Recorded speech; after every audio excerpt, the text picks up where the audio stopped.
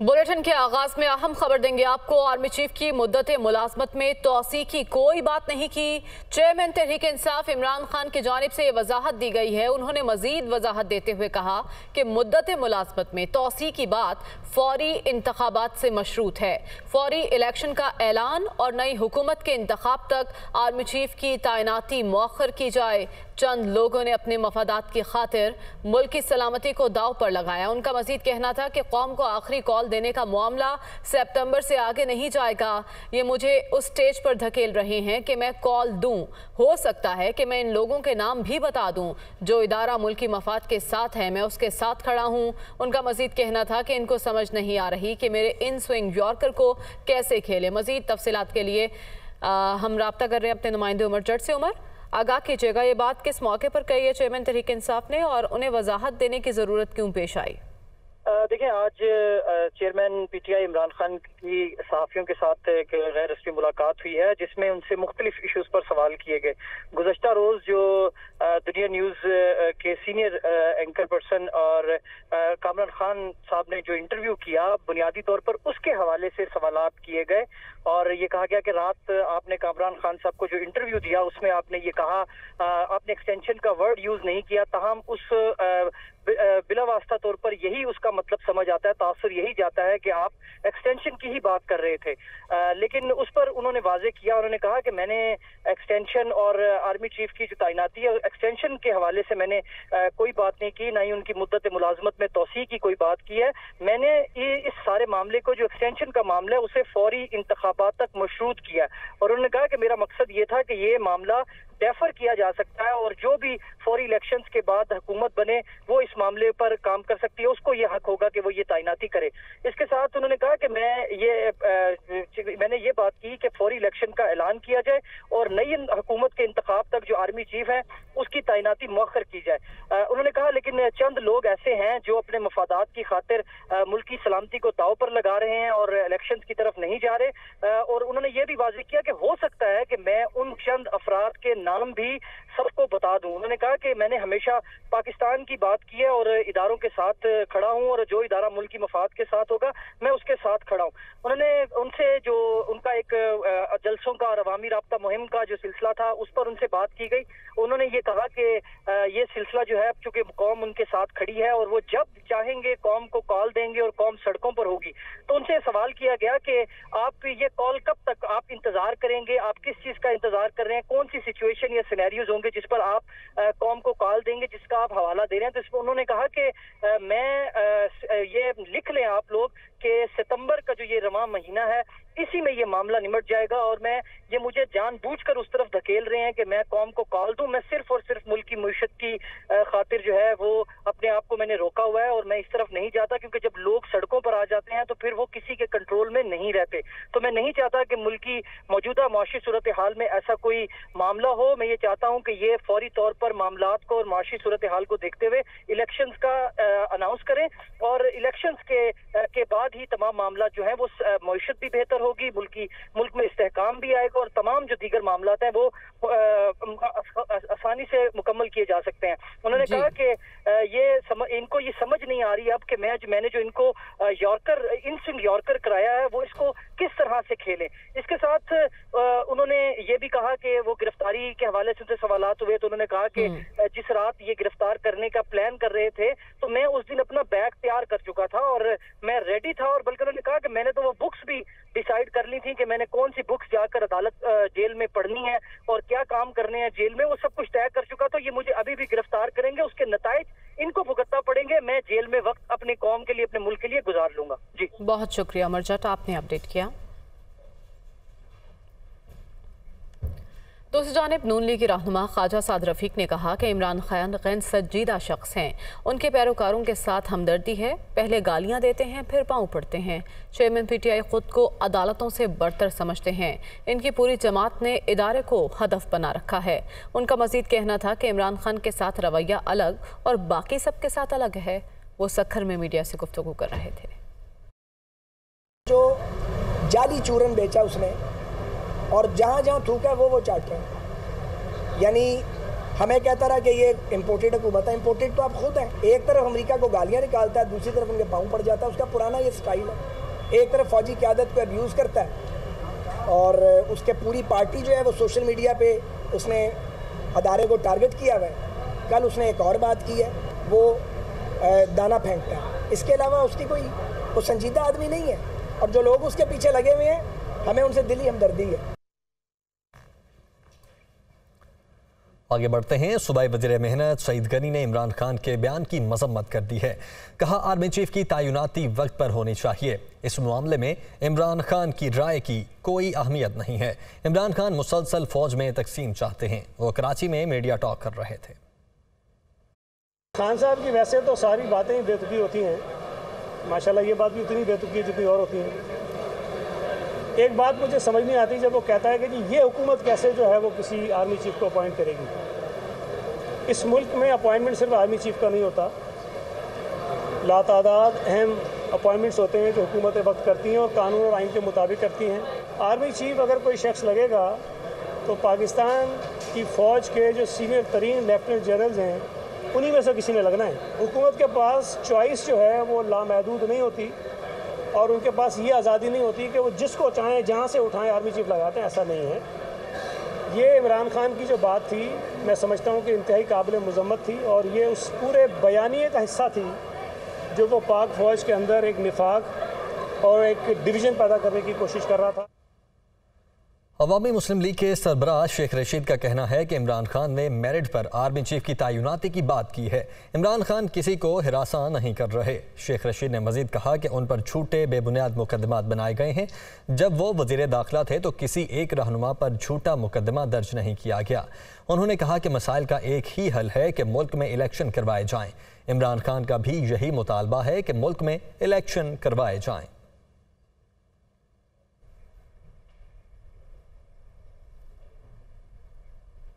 और अब शहर क़ायद की सूरत हाल से आपको आगाह करेंगे। कराची के मुख्तलिफ इलाकों में तेज़ हवाओं के साथ बारिश का सिलसिला जारी रहा। शारा फैसल, औरंगी, मलीर, गुलिस्तान जौहर और नॉर्थ नाजिमाबाद समेत कई मकामात पर पानी जमा हो गया। सड़कें तालाब का मंजर पेश कर रही हैं। शहरियों को शदीद मुश्किलात का सामना करना पड़ रहा है। इस दौरान अफसोसनाक वाक़या भी पेश आया। सच्चल और औरंगी टाउन में छत और दीवार गिरने के वाक़यात रुनुमा हुए हैं। 5 अफराद जख्मी हो गए हैं। ये मनाजिर आप देख सकते हैं दुनिया न्यूज़ की स्क्रीन पर। कराची के मनाजिर हैं जो इस वक्त तालाब का मंजर पेश कर रहा है। हद निगाह तक पानी ही पानी दिखाई दे रहा है। पानी के बाइस ट्रैफिक की रवानी भी मुतासर हुई है और बारिश का सिलसिला भी वक्फे वक्फे से जारी है। मुख्तलिफ इलाकों में तेज़ हवाओं के साथ बारिश हुई। शारा फैसल, औरंगी, मलीर, गुलिस्तान जौहर और नॉर्थ नाजिमाबाद समेत कई मकामात पर बारिश का पानी जमा हो चुका है। हमारे नुमाइंदगान हमारे साथ मौजूद हैं। मुनिस अहमद हमें अपडेट करेंगे और नवीद कमाल भी हमारे साथ मौजूद हैं जो हमें तमाम तर सूरत हाल से आगाह करेंगे। सबसे पहले मुनिस, आपके जाने पाऊंगी, आप बताइएगा इस वक्त किस शहर में इलाके में मौजूद हैं और यहाँ पानी की क्या सूरत हाल है?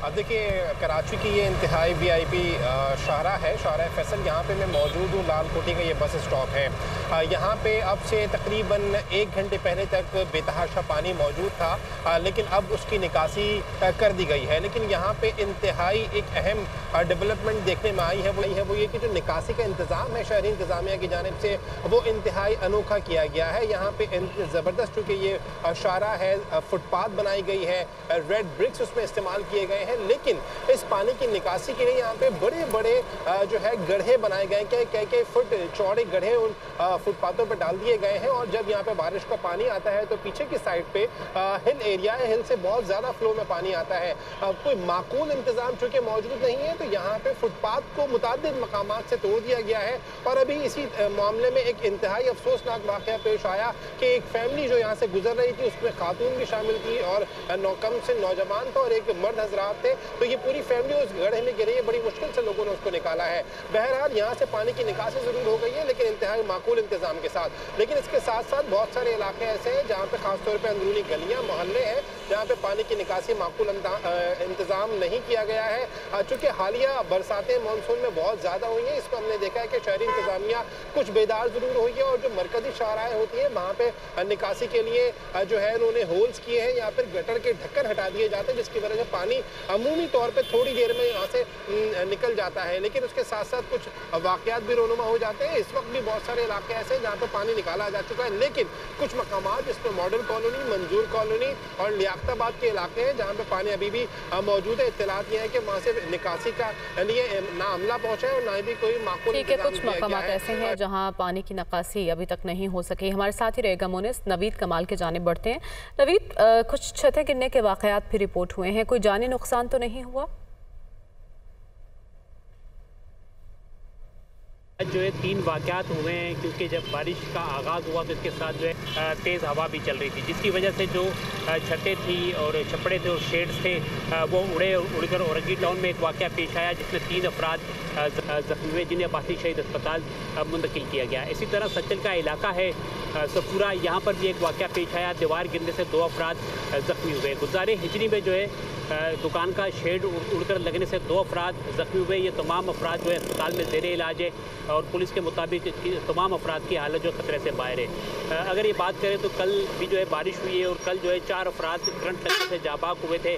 बल्दिया रशीदाबाद, बल्दिया कायम खानी कॉलोनी, मलिर काला बोर्ड और लांडी शेरपाव कॉलोनी में वाक़यात पेश आए थे जिसमें करंट लगने से 4 अफराद जाबाक हुए थे। इसके अलावा जो कराची का सबसे संगीन मसला इस वक्त है बारिश के बाद वो ट्रैफिक जैम है, क्योंकि जब बारिश का आगाज़ हुआ तो वह ऐसा वक्त था जब दफातर थे और लोगों की फैक्ट्रियों से कामों से जो है छुट्टियाँ हो रही थी और लोग जो है घरों की जानिब जा रहे थे। जैसे ही बारिश का आगाज़ हुआ लोग बड़ी तादाद में निकले, जिससे जो अहम शाहराएँ हैं वहाँ पर जो है ट्रैफिक जैम हुआ। ट्रैफिक की सूरत हाल इसलिए भी ज़्यादा ख़राब है कि जो हालिया बारिश थी उसके बाद सड़कों की हालत बहुत ज़्यादा ख़राब है। ट्रैफिक पुलिस ने जो है बाद जगहों पर भराई करके इसको कोशिश की है कि काबिल इस्तेमाल बनाए, लेकिन वहाँ पर अब पानी भर गया और तमाम जो अहम शहर हैं इस वक्त कराची की अगर बात करें उसमें शाहरा फैसल, कराची यूनिवर्सिटी, ईसा नगरी से लियाकताबाद, जेल चौरंगी और जितने भी जमशेद रोड, न्यू MA जीना रोड, तमाम रोडों पर बदतरीन ट्रैफिक जाम है। जो लोग जो है चंद मिनट्स का जो सफ़र है वो घंटों में तय नहीं कर पा रहे। कई गाड़ियाँ जो है वो ख़राब हुई है जिसकी वजह से ट्रैफिक की रवानी और भी मुतासिर हुई। ठीक है, ज़रा सी बारिश इंतज़ामिया का पोल खोल कर रख देती है। ऐसे मनासिर पहली बार देखने को नहीं मिल रहे। मुतादिद जगह पर पानी अब भी खड़ा है जिसकी वजह से ट्रैफिक का निज़ाम दरहम बरहम हो चुका है। बहुत शुक्रिया, हमारे नुमाइंदगान मोनिस अहमद और नवीद कमाल हमें अपडेट कर रहे थे।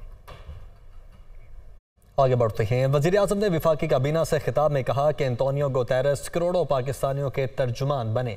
उनका कहना था कि इस वक्त यकजहती की बातें काफ़ी नहीं हैं, अमली काम की ज़रूरत है। शहबाज शरीफ ने कहा कि अवाम याद रखेंगे मुश्किल की इस घड़ी में कौन आया और कौन नहीं। वफाकी वज़रा भी सैलाब मुतासरीन की मदद के लिए आगे बढ़ें। दिलों को हिला देने वाली बातें की उन्होंने। इस तरह की तर्जमानी शायद ही किसी गैर मुल्की एक ज़िम्मेदार शख्स ने की होगी। खाली हमदर्दी और हमदर्दी का पैगाम काफ़ी नहीं है, यकजहती की बातें हो रही वो काफ़ी नहीं है। इस वक्त अमली तौर पर इक़दाम करने की ज़रूरत है और पाकिस्तान के साथ बेपनाह नाइंसाफ़ी हुई है, इसका अज़ाला होना चाहिए। मैं ऑनरेबल मेंबर्स जो काबीना के यहाँ पर मौजूद हैं, आप सबसे मुल्तमस हूँ। मेरे इल्म में है कि कौन कौन फील्ड में काम कर रहा है और कौन कौन फील्ड में नहीं काम कर रहा। मैं ये नहीं कह रहा कि आप अपनी आम तरीन ज़िम्मेदारियों को छोड़कर आप भाग जाएं, नहीं, वो भी आप निभाएं। कुछ दुखी इंसानियत के लिए भी आप अपना फ़र्ज़ आपको निभाना चाहिए। जो इस काम में अभी आगे नहीं बढ़े और इस कार खैर में हिस्सा नहीं डाल रहे, मेरी उनसे गुजारिश है कि वो आगे जाएं, ताकि लोग इस मौके को हमेशा याद रखेंगे कि कौन आया और कौन नहीं आया, कौन इस्लामाबाद के ठंडे दफ्तरों में बैठा रहा और कौन सैर सपाटे करता रहा। आज जो लोग इस काम से दूर हैं सब उनको पता है, लोगों को जो लोग सियासत कर रहे हैं सब उनको पता है। वक्त आएगा जब वो इस बात का हिसाब भी लेंगे और शाबाश भी देंगे। मुस्लिम लीग नून के रहनुमा राना मशहूद ने कहा कि वज़ीर आला पंजाब चौधरी परवेज़ इलाही के जाने का वक्त बहुत करीब है। अगले चंद दिनों में पंजाब में नून लीग की हुकूमत होगी। उन्होंने ये भी कहा कि पूरी कौम सैलाब में डूब चुकी। इमरान खान सियासत चमकाने के लिए जलसे कर रहे थे। वो लाहौर में मीडिया से गुफ्तगू कर रहे थे। हम आज भी खड़े हैं, हम आने वाले कल में भी इस पंजाब की आवाम के साथ खड़े होंगे, तुम्हारी ज्यादतियों का मुकाबला करेंगे। और परवेज इलाही, जितने मर्जी तलवे चाट लो, तुम्हारे नीचे से जमीन निकल चुकी है, तुम्हारे जाने का वक्त आ चुका है। अगले चंद दिनों के अंदर पंजाब दोबारा मुस्लिम लीग नून के पास आ रहा है। पंजाब की आवाम की नुमाइंदगी पंजाब की आवाम को मिल रही है। एडमिनिस्ट्रेशन को भी पैगाम है, इन धोखेबाजों का साथ धोखे की बुनियाद पर देना छोड़ दो। तुम सिर्फ अपनी सियासत चमकाने के लिए जलसे कर रहे हो। अवाम तुम्हारा असल चेहरा देख चुके हैं और हम तुम्हें हर जगह एक्सपोज करेंगे। और वज़ीर इत्तला सिंध शर्जील मेमन ने कहा कि सोशल मीडिया पर एक जमात ने गिरी हुई मुहिम चलाई, जिसका मकसद सैलाब मुतासरीन को आलमी इमदाद से महरूम और सूबाई हुकूमत को नाकाम साबित करना है। उनका यह भी कहना था कि इमरान खान को सियासत करने का कोई इख्तियार नहीं, उनकी जगह जेल की सलाखें हैं। पूरी कौम एक हुई हुई है, लेकिन पाकिस्तान की एक फाशिस्ट जमात जो कि अपोजिशन से लड़ रही थी, जो कि इदारों से लड़ रही थी, सोशल मीडिया पे उनकी घिनौनी और गिरी हुई मुहिम, जिस पे उन्होंने यूनाइटेड नेशन को और डोनर एजेंसीज को सबको टैग किया, वो इन लोगों से इस वक्त अपनी लड़ाई कर रहे हैं। जो लोग इस वक्त हुकूमती इमदाद, मुखैर हज़रात से इमदाद और पूरी दुनिया की तरफ इनकी नजर है कि हमें इमदाद मिले और हम अपने काम कर सकें। और इनका मकसद क्या है कि हुकूमत नाकाम हो। क्या इसको हम मुहिब वतन कह सकते हैं? सिंध हुकूमत का फोकस इस वक्त सिर्फ रिलीफ, रेस्क्यू और रिहेबिलिटेशन है। बलोचिस्तान में गंदम और आटे का बहरान बरकरार है। कोयटा में 20 किलो आटे का थैला 2500 रुपए तक पहुंच चुका है, जबकि तंदूर मालिकान ने भी रोटी के निर्ख 5 से 10 रुपए बढ़ा दिए हैं। कोयटा में चंद मकामात के अलावा कहीं आटा दस्तयाब नहीं है। जहां शहरियों को आटा मुयस्सर है, वहां 20 किलो का थैला 2100 से 2500 रुपए तक, जबकि 50 किलो की बोरी 5000 से ज़ायद में फ़रोख्त की जा रही है। आटे के बहरान के बायस तंदूर मालिकान ने भी रोटी के निर्ख बढ़ा दिए हैं। चपाती 15 से 20 रुपए, सिंगल रोटी 30 रुपए, जबकि डबल रोटी 50 से 60 रुपए में फ़रोख्त की जा रही है। फ्लावर मिल्स मालिकान का मौक़िफ़ है कि सूबाई हुकूमत ने गंदम का कोटा जारी नहीं किया। ओपन मार्केट से महंगी गंदम मिल रही है।